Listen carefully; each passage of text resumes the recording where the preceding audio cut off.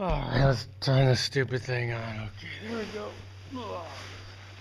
Alright. Okay. So, one of the big questions people ask about living off grid is, what do you do when you're sick?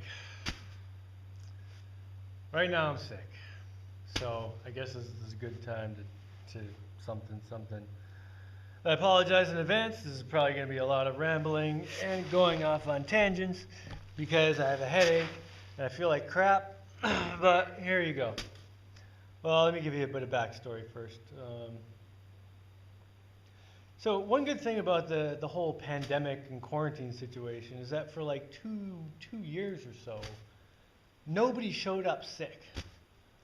Now, before that, probably like half the visitors we got would show up, and then like 2 or 3 days after they get here, they'd wake up, runny nose, coughing, just full on sick. And then we'd be like, oh crap, now we're all gonna get sick, and my whole family would be sidelined for a week, which was super annoying. So we ended up implementing our own like little quarantine thing where when people showed up, we tell them, look, you just traveled, you were in airplanes or buses or whatever, packed with all these people. There's a good chance you're sick and you just got it and the symptoms aren't going to show up for a couple days. So just, keep your distance. We're not going to do any hugs or anything right now, just for a couple days, and just make sure, everything's fine. And that worked great.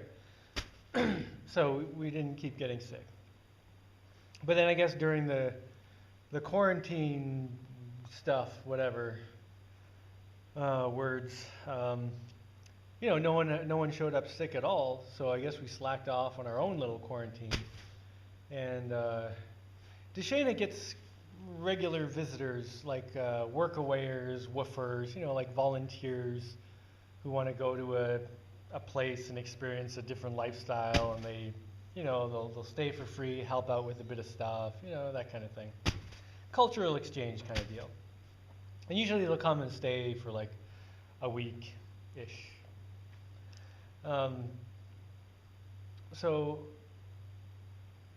So yeah, for 2 years, none of those people were sick, and it was great. She had 2 girls come, I don't know, last week, and like the 3rd day, one of the girls wakes up totally sick, and we're like, oh crap. And Deshana asked them, can you guys leave any sooner than you were going to? And they were only going to stay a few more days anyway. So they're like, yeah, we can leave tomorrow morning, to try not to get everyone sick. So the next morning, we took them to the dock where they would pick up a ferry to wherever. But by the time we got to the dock, the baby was puking her guts out. Well, technically she's a toddler now, but whatever. She's my baby. She's going to be my baby until I have a younger baby, which I don't think is going to happen. I don't know, maybe whatever. Sorry, I'm just going all over the place right now because my head hurts. And so yeah, the baby starts puking. So we're just like, oh crap, we're pretty much all going to get sick. Someone might evade it, but anyway. Yesterday, I woke up, headache, my joints and everything felt terrible. Kind of like if I ran a marathon the day before. Not everyone's going to understand this analogy, but people who exercise will. It's like if you run a marathon, and that day you have the high, like you're tired and kind of wrecked, but it's like, yeah, I did it. And then you go to sleep and wake up the next day and it's like, oh, everything hurts. Yeah, that's what I felt like yesterday morning. So I was like, okay, I'm sick. And mostly it was my head. The headache was the worst part. Now, Deshana likes to take medicine, so she and the kids are taking something, I don't know what. But for me, I like to let my body figure it out, even if it's it's more uncomfortable and I might have to deal with more pain. But I want my body to fight things off because I want it to be strong enough to fight things off. So I have to be like in really bad shape to take any medication, and this isn't nearly bad enough to take any medication.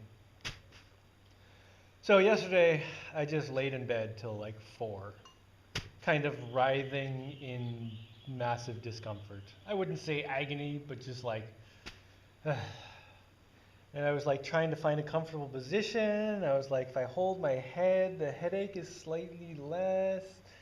Anyway, at 4 o'clock, I got up and I made some food. I made some popcorn and I put a bunch of cinnamon and turmeric on it and like too much salt because all that stuff is supposed to help. Anyway, then I made some cereal with some shredded coconut, and I didn't even want to eat the whole thing, but I was like, with food, I'm always like, well, I can't just save it for later, so I stuffed it down. And I was like, no, it'll be good, just eat it. So I ate it. And some of the symptoms of this are puking, but I don't puke very easily, and I wasn't puking at all, so I was clear on that. And well, to cook, I have to go get firewood from a dead tree over there, or that one over there. I don't know. There's always dead stuff around to make fires. It's funny. Sometimes people think like if you cook on a wood fire, you're like cutting down trees to get firewood. But like this island is maybe an acre, if that, and it's not even that treed. And there's still plenty of trees, like dropping dead branches. There's just plenty of wood around. I don't have to cut anything down. Anyway, that's all beside the point. I got the firewood out, made a fire, cooked the popcorn, made some stuff, and then I sat around watching some crappy TV for a few hours. It was just something I had on a hard drive that someone gave me years ago that I never watched because I was like, I don't watch TV. But I was like, no, I just want to chill out, do nothing for a few hours, so let me watch this dumb show. So I watched some TV. And then it was dark and I went to bed. And that was about it. That's about all I did yesterday. And then today I woke up feeling a little better. I'm not sure if my symptoms are going away or if I'm just getting used to them. I think it's probably partly both. But, yesterday when I was outside, I was also looking at my banana tree. Here, let me show you my banana tree. It's got bananas on it, which is very exciting because there's one banana tree. Oh, man. There's one banana tree. It's huge. And I've been waiting for the banana dongler to come out and make some bananas. See this guy right here. Bananas.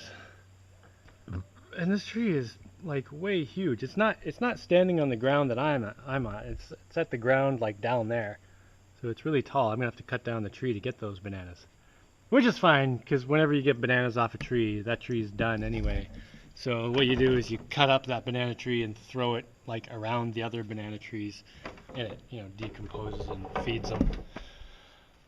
So, what am I talking about right now? Yeah, so yesterday I just chilled out and laid around. Today, I'm not going to go out and do anything vigorous, so I decided I would just do some stuff, some inside stuff. But I'm feeling energetic enough to do some stuff. Speaking of energetic, there is one circumstance under which I never get sick. And this thing is still recording, right? Oh, I've gone on for 8 minutes already. Ugh. So I learned this during high school when I had my first serious girlfriend. I never get sick when I have a girlfriend. Because it's like, at first I was like, maybe it's just coincidence, but I started paying attention to it, and every time I had a serious girlfriend, I would be immune to pretty much everything. I would just, yeah. But other than that, I would always get sick. When I was a kid, I always got sickness, and I would fight them off just fine.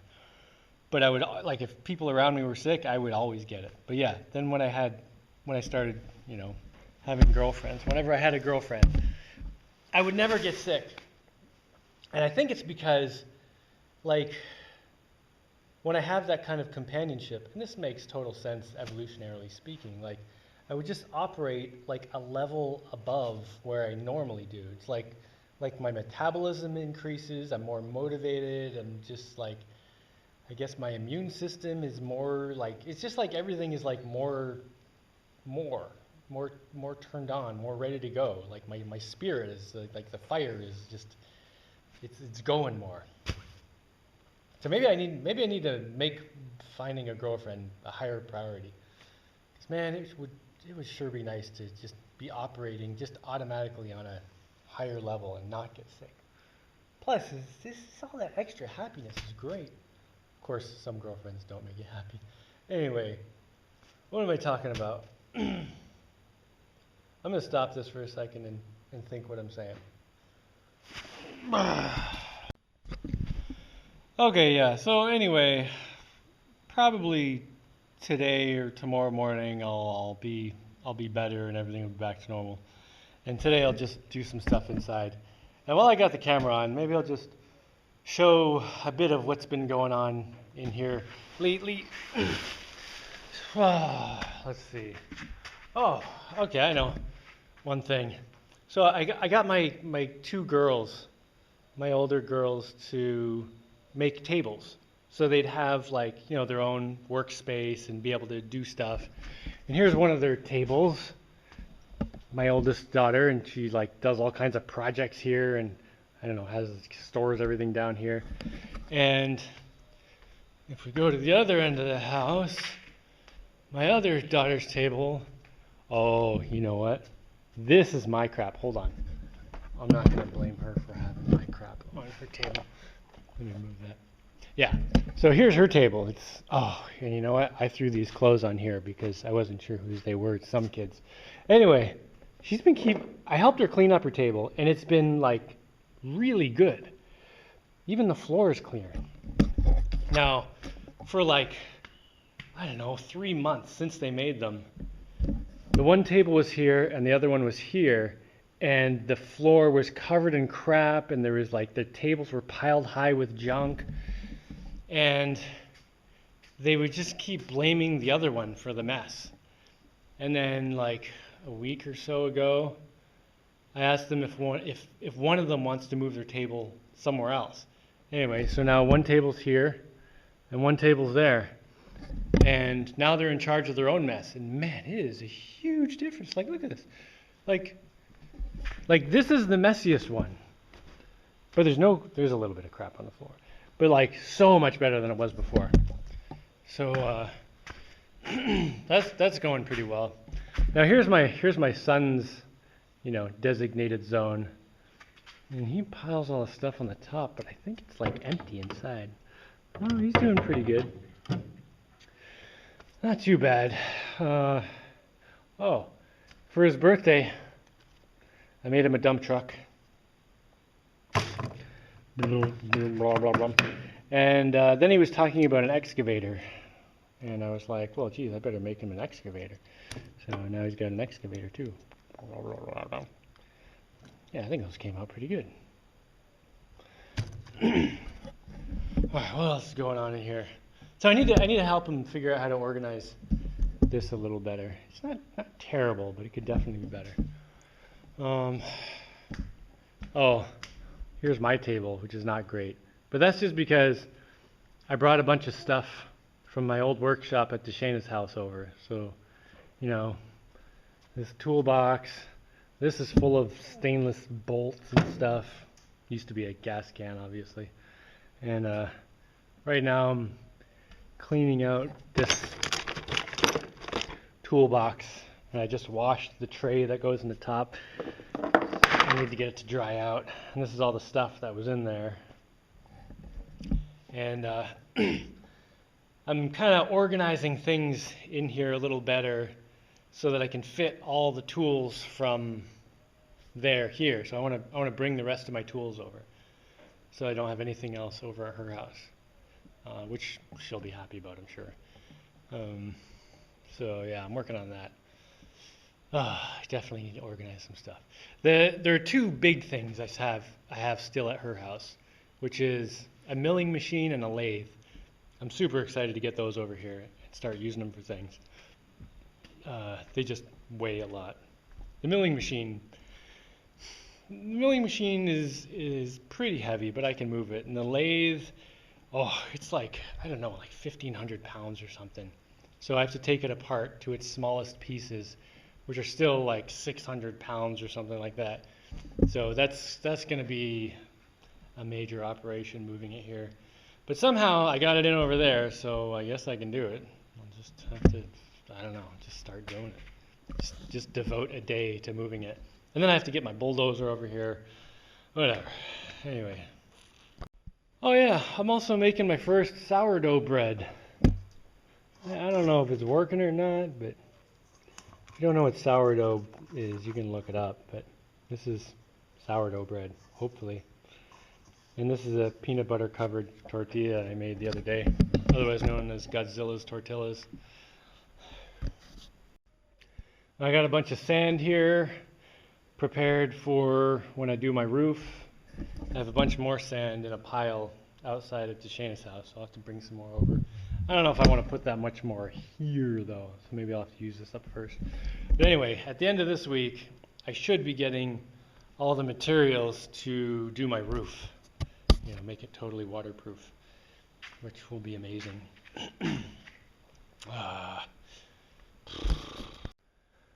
Oh yeah, and another thing, when I'm sick, I'm super lazy, so there's crap all over my kitchen table and all over the counter.